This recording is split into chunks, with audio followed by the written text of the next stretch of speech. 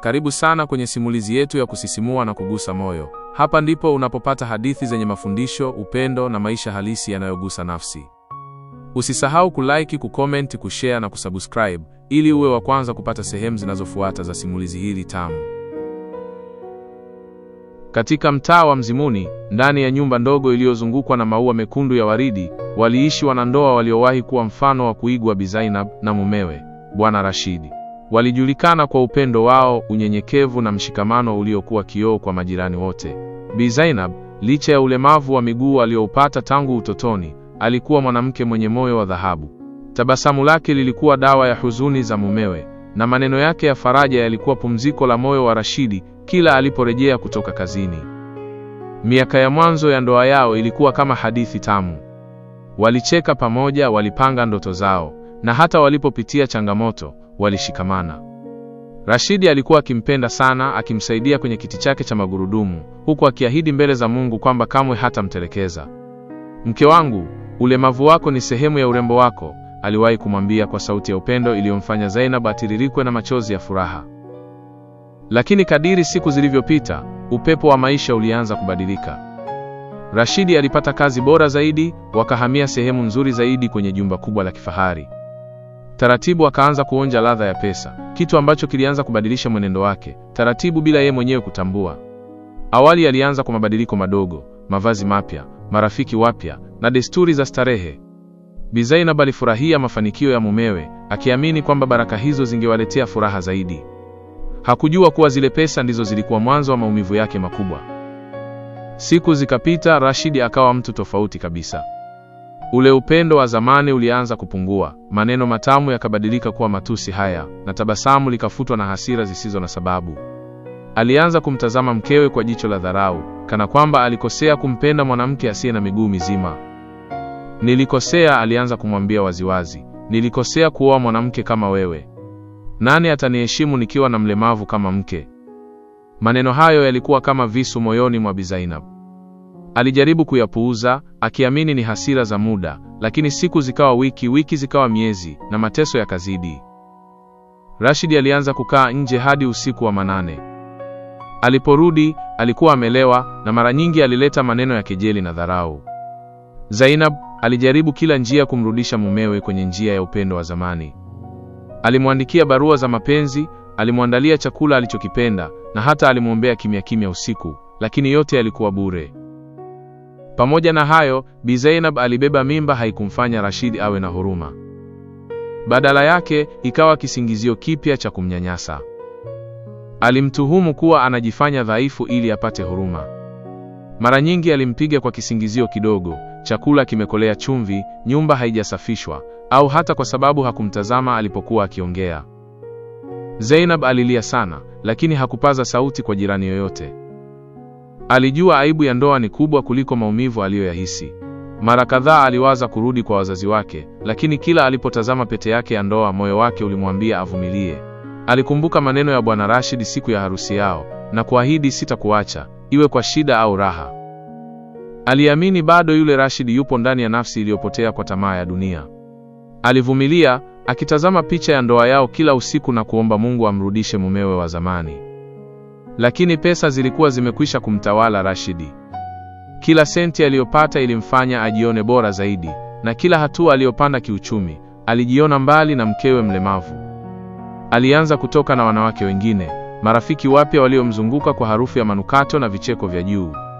Aliona sasa ana nafasi ya kupata mke wa hadhi yake. Mara kadhaa Bi Zainab aliwahi kuona ujumbe wa mapenzi kwenye simu ya mumewe, lakini alinyamaza. Aliona kheri ya bebe maumivu kuliko aibike hadharani. Kila siku alizidi kudhoofika kimwili na kiroho. Mimba yake ilianza kuwa nzito zaidi, lakini kazi za nyumba hazikupungua. Alijikokota kwenye kiti chake cha magurudumu, akisafisha, akipika, akifua nguo kwa mikono yake dhaifu, huku machozi yakimtiririka. Lakini moyoni mwake alihifadhi imani moja, kwamba ipo siku Rashidi atatambua thamani yake.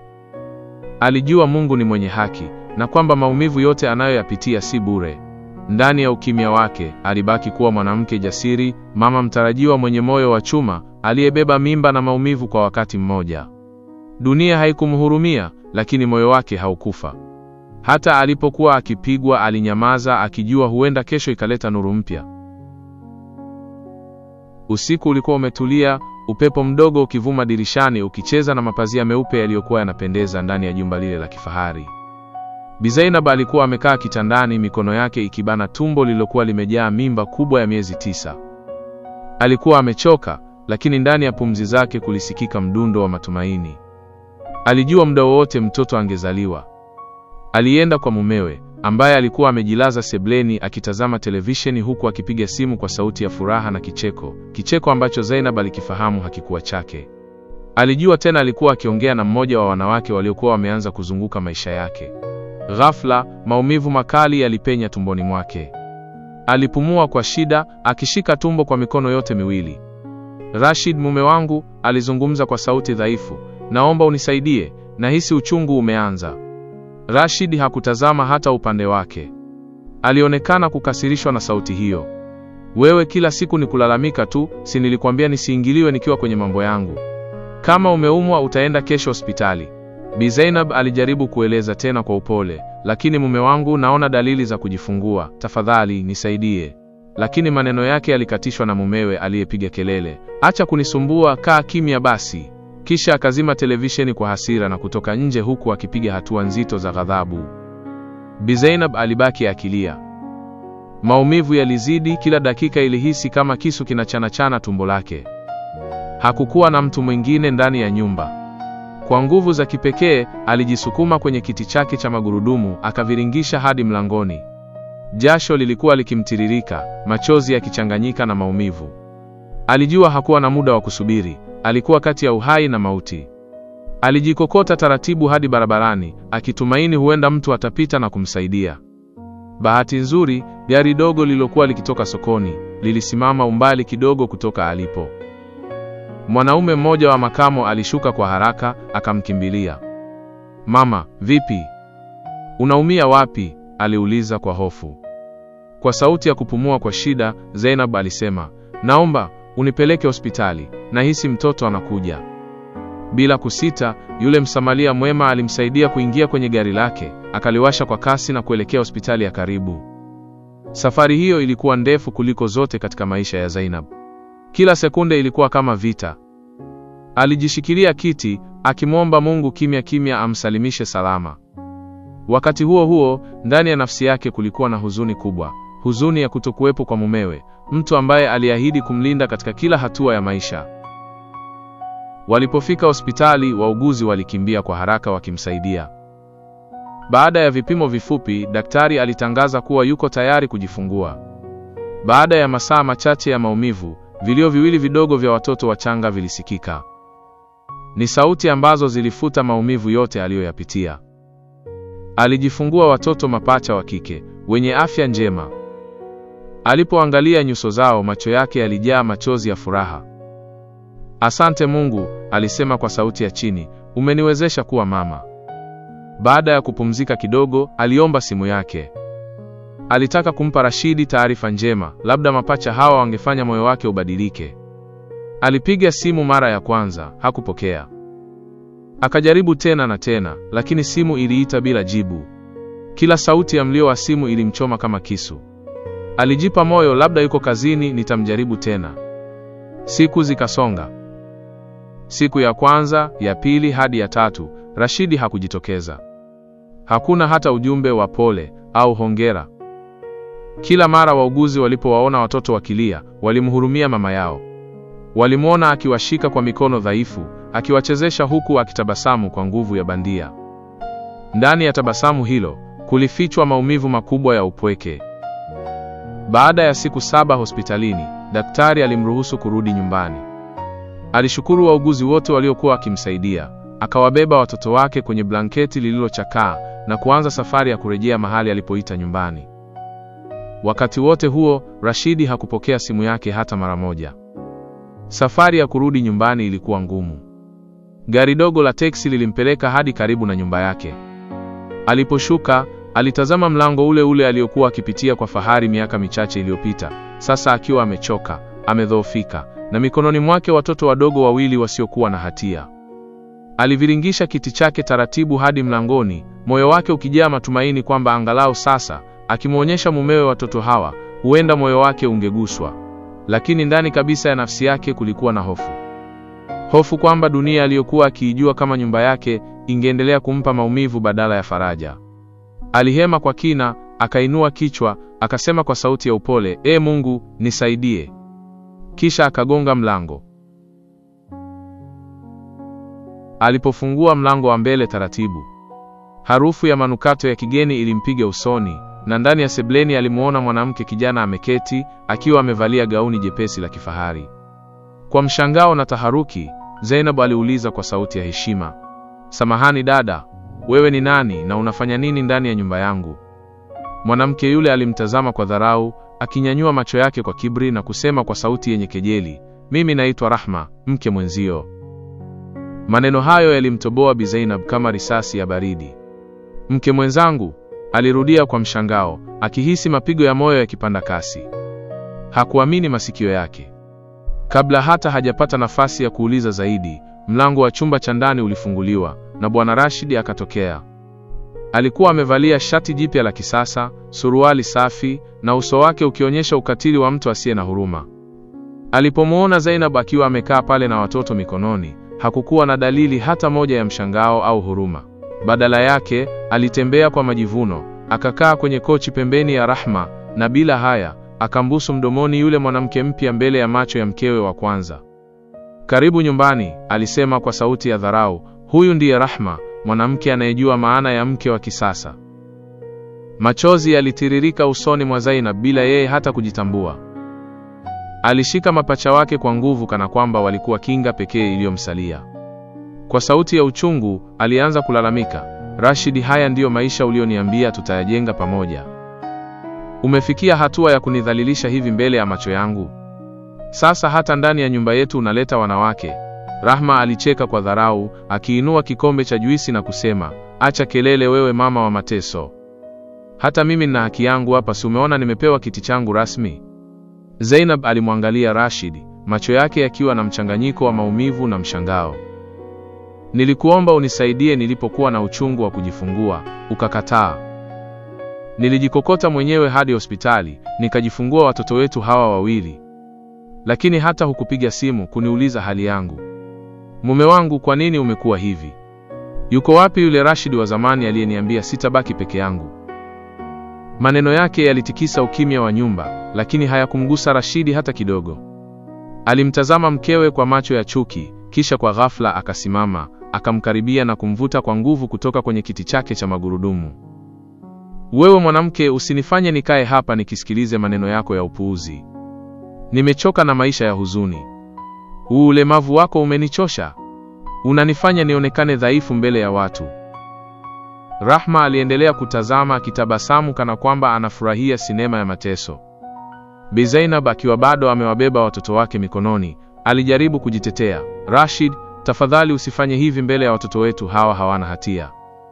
Mimi sikuwahi kukukosea, nimevumilia yote kwa ajili yako." Lakini kabla hajamaliza, Rashidi alimpiga kofi kali usoni, likampotezea mwelekeo.